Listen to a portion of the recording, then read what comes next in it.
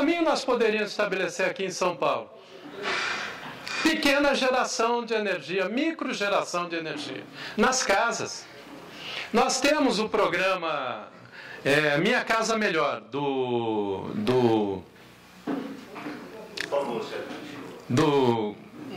Deixa eu só esperar um pouquinho, depois... Não, tá bom. Nós temos um exemplo. Existe aquele programa Minha Casa Melhor para o Minha Casa Minha Vida, que o governo dá um cartão de R$5.000 para que subsidiar consumo, né? Comprar televisão de tela grande, esses equipamentos aí domésticos necessários, tudo mais, mas esse é o programa. Por que a gente não trabalha no financiamento de energia eólica e energia solar na casa das pessoas, estabelecendo inclusive uma forma de que cada casa possa vender a sua energia e estabelecer uma compensação. A pessoa receberia esse crédito para fazer um investimento na microgeração energética, ele seria pago. Aí tem que fazer um estudo para que a amortização desse financiamento acontecesse na medida em que houve a economia da própria conta doméstica da pessoa, em alguns casos até renda, no caso de rural, por exemplo, ou mesmo usina de cana, pode usar bagaço de cana, gerando energia, tendo autonomia energética. O significado disso hoje seria muito maior do que a construção de uma usina.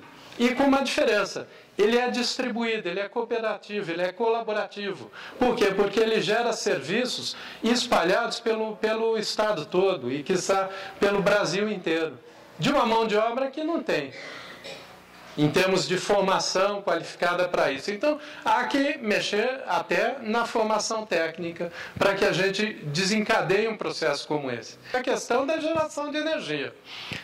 O que a gente tem que fazer com a microgeração de energia é demonstrar claramente, e as pessoas vão ter que entender que é possível. Se a gente pegar, e vamos pegar o valor, aí eu estaria pensando em termos nacionais, né?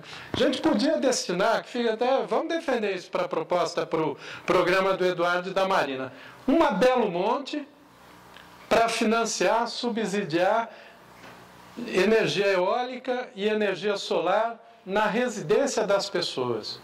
As pessoas, inclusive, não vão ganhar, elas vão pagar ao longo de 5, 10 anos, aí faz a equação para ver como amortiza. Por quê? Porque elas vão economizar energia e vender energia, inclusive, porque eles vão ter um relógio de consumo e de venda.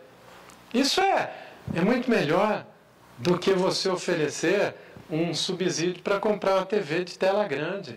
Porque de que adianta uma TV de tela grande se o filho daquela família, ele abre a porta de casa e ele, com o pé descalço, pisa no esgoto?